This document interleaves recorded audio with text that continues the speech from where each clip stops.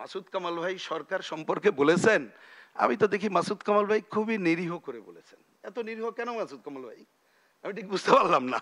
কারণ দেখেন, আরে নির্বাচন তো বলছেন, এই সরকার ইতিমধ্যেই দেশের স্বাধীনতা সার্বভৌমত্ব বিরোধী পজিশন গুলো নিচ্ছে। তা আপনি কোন আতঙ্কে? যদি সেই আতঙ্কে থাকে, নির্বাচনের প্রভাব পড়বে না? খেয়াল করেন, আমি কিন্তু এগুলো নির্বাচনের জন্যই বলছি। আপনি দক্ষিণপন্থী প্রতিক্রিয়াশীল শক্তির যে উত্থান, গণ অভ্যুত্থানের আকাঙ্ক্ষী তাই, যেখানে গণতন্ত্র এবং বৈষম্য নেতা ছিল কোথায় চলে গেছে, তাহলে সেইটাও তো আপনার নির্বাচনে প্রভাব পড়ছে। আপনি সঠিক নির্বাচনের ক্ষেত্রে সংকটাপন্ন করছেন। সাম্রাজ্যবাদী আধিপত্যবাদী শক্তি যেভাবে গেড়ে বসেছে এবং আপনার প্রতি মুহূর্তে আপনাকে কুরে কুরে খাচ্ছে, আপনি যদি ওই জায়গাটা রেখে একটা ভালো নির্বাচন করতে চান, তারাই তো ধ্বংস করে দেবে। তা সুতরাং এগুলো আমি মনে করি আমাদের একটা শান্তিপূর্ণ নির্বাচনের জন্য চ্যালেঞ্জ। দেশের মধ্যে আপনি দেখেন, মব বললেন, আত্মহত্যার ঘটনা ঋণের দায়ে রিসেন্টলি যত শুনেছেন, অতীতে শুনেছেন? আমি তো অনেকদিন শুনি নাই। কৃষক তার ঘরের এই দুরবস্থা, পরিবার সহ আত্মহত্যা করছে। আমি কিন্তু খালি নির্বাচন আলোচনায় নজর দিচ্ছি না। শ্রমজীবী মানুষ কোথায় আছে দেখেন, এত আলোচনা। আমি এই আলোচনা বললে বলবেন ওই তো নির্বাচনের বাইরে চলে। আরে এগুলোই তো আমার নির্বাচন, এগুলো না থাকলে আপনি ভালো নির্বাচন করবেন কিভাবে? দেখবেন মানুষ শেষবেলা অন্য জায়গায় চলে যাবে। এবং এইটাকে আমি সায়ন্তর কথাকে ধার করছি, নানাভাবে ব্যবহৃত করে নির্বাচনকে সংকটাপন্ন করতে পারে। আপনি এত লুটেরা, কই মবে কোন লুটেরা গোষ্ঠীর এটা হয়েছে? হ্যাঁ, দুই একটা লুটেরার কাছে মব যাওয়া হয়েছে, সেটা নিজে লুটপাটের ক্ষেত্র তৈরি করার জন্য, নিজের পকেট ভারী করার জন্য। সরকার তার উপদেষ্টাদের কি চেহারা, তার পিএস এর কি চেহারা, বড়দের নামে কি হচ্ছে, কোথায় কর্তৃত্ববাদের অবস্থা চলে গেছে। তাহলে এই কথাগুলো আমি মনে করি একটা ভালো নির্বাচনের জন্য এই চ্যালেঞ্জগুলো আছে, সেইগুলোর দায় দায়িত্ব একমাত্র এই ডক্টর ইউনূস এবং তার সরকারকেই প্রধান নিতে হবে। তিনি যদি এইখানে দায় দায়িত্ব পালন না করতে পারেন, ফেব্রুয়ারি সময় থাকলেও ভালো নির্বাচন করা সংকটাপন্ন হবে কিনা আমি জানি না। তবে সুব্রত চৌধুরীর সাথে আমি খুবই খুশি হব, উনি যেটা বলেছেন যে ফেব্রুয়ারিতে একটা অসাধারণ নির্বাচন হবে। এখন জানি না দাদা, অসাধারণ নামে উনি কি চান আমি জানি, ওনার আকাঙ্ক্ষার সাথে আমি একমত। সেই আকাঙ্ক্ষা যদি করতে হয়, আমি পরিষ্কার করে তিনটা কথা বলে শেষ করি। একটা হচ্ছে, দায় সরকারকেই নিতে হবে। সরকার খালি বললে কি হয়ে যায়? আমি তো মনে করি, আমি দুই তিনটা পয়েন্ট বলি। ঐক্যমত্য কমিশনের নামে কালক্ষেপণ কেন করছে? ওই দায় সরকারের। তিনটা কথা আজকেও বলে যাই। ঐক্যমত্যের নামে কেন আপনি অনৈক্য তৈরি করছেন?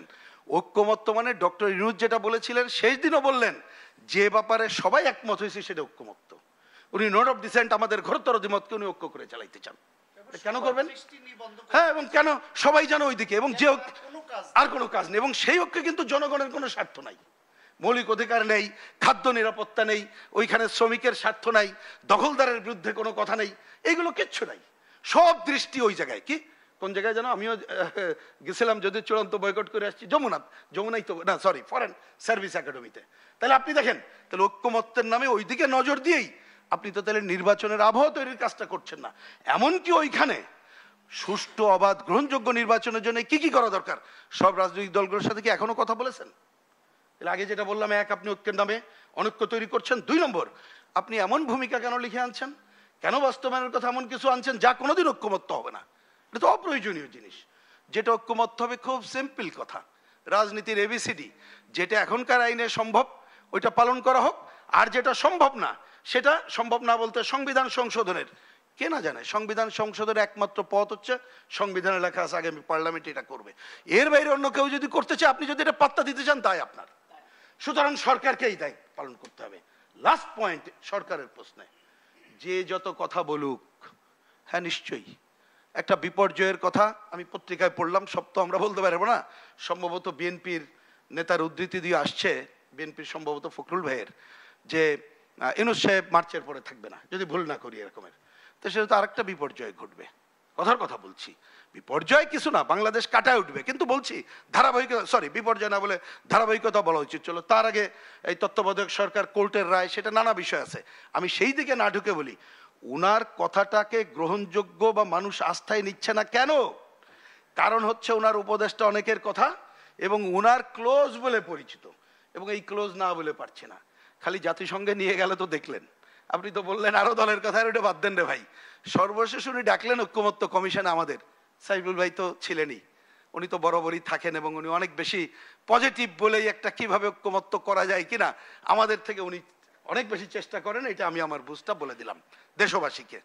ওইখানে উনি এসে বললেন, যিনি উপস্থাপক, উনার অভিপ্রায় অনুযায়ী উনি 3টি দলের কথা শুনবেন। আসন কিন্তু ওইভাবে ওনার অভিপ্রায় বিএনপি, হ্যাঁ বিএনপি রাষ্ট্র ক্ষমতায় ছিল, বড় দল, মানে ভোটের বিবেচনায় কেনা জানে হতে পারে।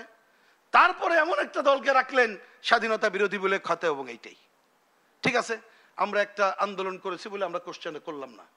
তারপরে রাখলেন আপনি এমন দলকে এনসিপি, আর অভিপ্রায় হচ্ছে এই দলের কথা আপনি শুনতে চান। তাহলে আপনি কিসের ঐক্যমত্য তৈরি করছেন? কি করে আপনার কথা বিশ্বাস করবে? তাহলে বরঞ্চ আপনি যাদেরকে অভিপ্রায় করার কথা বলছেন তারা যখন একটা কথা বলে, এখন মাসুদ কামাল যদি নাম বলে আমি তো কোনো আপত্তি দেখি না, বরঞ্চ আরো বেশি নাম ওনার মুখস্থ করে বলা উচিত যে এই নামগুলো যারা কথা বলে ওইটাই কিন্তু ইউনূস সাহেবের চেহারার তাদের সামনে ভেসে ওঠে, এবং ওইটাই নির্বাচন নিয়ে বড় প্রশ্ন চলে যায়। সুতরাং এই জায়গাটা আমি দেখি এখন বল তাদের কোটে। এই কথাটা কেন এই পাল্টে এইটুক বলি, বাড়তি হয়তো হয়ে যাচ্ছে, সেটা হচ্ছে এই কারণ সময়টা তো কঠিন। এখানে অনেকে বলেছেন, আপনাদের সাথে ভাই আমি একমত যে এইবারের নির্বাচন রাজনৈতিক দলগুলো ইচ্ছা করলে অত বেশি পারবো কিনা জানি না। শুরুতে যদি আমরা দ্রুত একটা নির্বাচন দিতে পারতাম তাহলে রাজনৈতিক দলগুলো একমত হয়ে যেটা করতে পারতাম, অলরেডি বিভেদ ঘটে গেছে, সংকট হবে, নির্বাচন বিতর্কিত হবে না এটাও বলা যায় না, পতিত শক্তি নানা ধরনের সুযোগ নেবে না তাও না। এখানে ভাইরা তো বললেন যে কিভাবে তাদেরকে সুযোগ করে দেওয়া হচ্ছে, বিদেশি অপশক্তি কিভাবে সুযোগ পাচ্ছে আমরা দেখছি। তাহলে এই জায়গাগুলো কিন্তু আছে। সুতরাং এই জায়গা থেকে আপনি কঠোরভাবে আরো বেশি রাজনৈতিক দল এবং অন্যদেরকে আস্থায় নিয়ে, আন্দোলনকারী শক্তি অন্যদেরকে আস্থায় নিয়ে যদি ঠিক মতো না করতে পারেন, তাহলে আমি দেখি যে ফেব্রুয়ারির নির্বাচন এবং ভালো নির্বাচনের চ্যালেঞ্জ এবং অসাধারণ নির্বাচনের যে কথাটা বলছি আমরাও চাই হোক।